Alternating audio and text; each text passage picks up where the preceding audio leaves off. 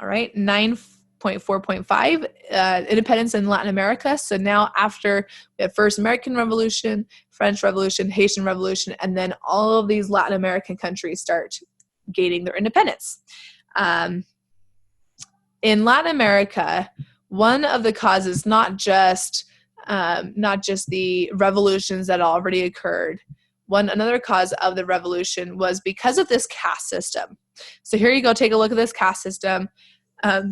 Definitely those who were born in Spain. And remember, Spain has most of these colonies in Latin America.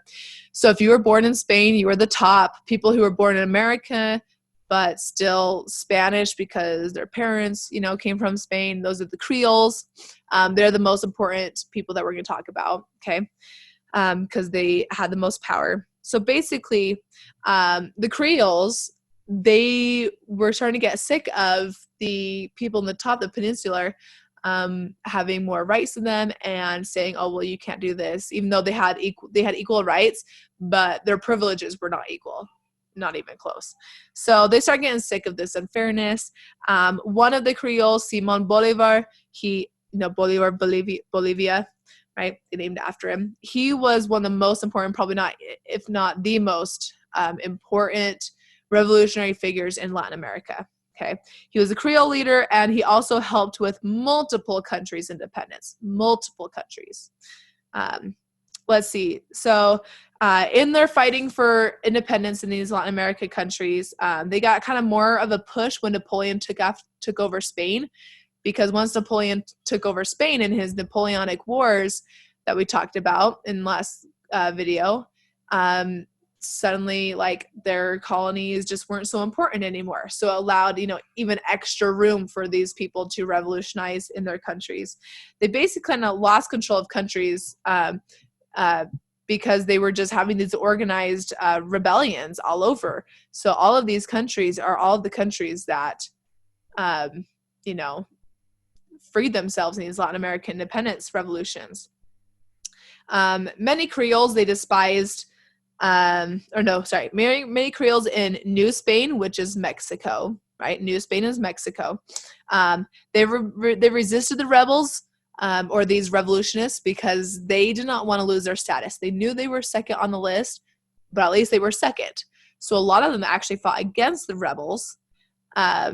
But that's just kind of more just in there. Most of these other countries, the Creoles were the revolutionists because they had money to be able to revolt. And that's the key thing. The people lower than them, they don't really have the power or the money to revolt and make a huge difference. The Creoles, they did have the status and money and power to revolt. And that's why these were so successful.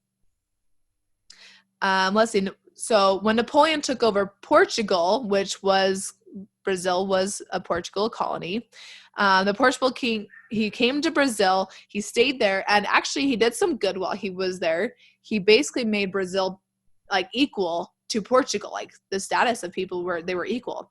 But then after a while, he went back to Portugal. His sons did stay.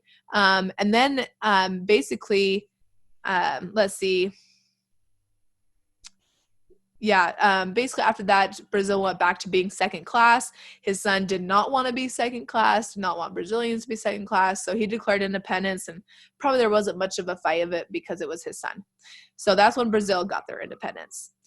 Unfortunately, though, ongoing problems is a lot of these countries, as they're fighting revolutions, they are getting a lot of foreign influence from the United States, Great Britain specifically, because they're like, hey, you want some money to help your economy?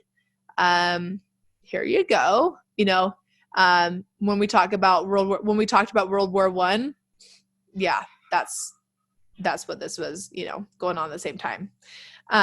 So not only that, but economic hardship because of war, really makes your economy really bad if war is being held at your country. And unfortunately, even after the revolutions, people still were not equal. The Creoles still had more power and money than other social status classes. So they didn't really become that much more equal. It took a long time for them to fully, and honestly, that's the same with all of the revolutions. their social classes still stayed, because you can't just change cultures overnight. I mean, it takes time. That's one thing that people need to understand. You can't make a big change overnight. It has to go step by step. So after these revolutions, yes, there were still social classes. They had the same thing in Haiti, in France, in America. Those slowly dissipate. Okay. And some are still around, but for the most part, they have mostly dissipated. So that is it for the revolutions. That's it for that unit.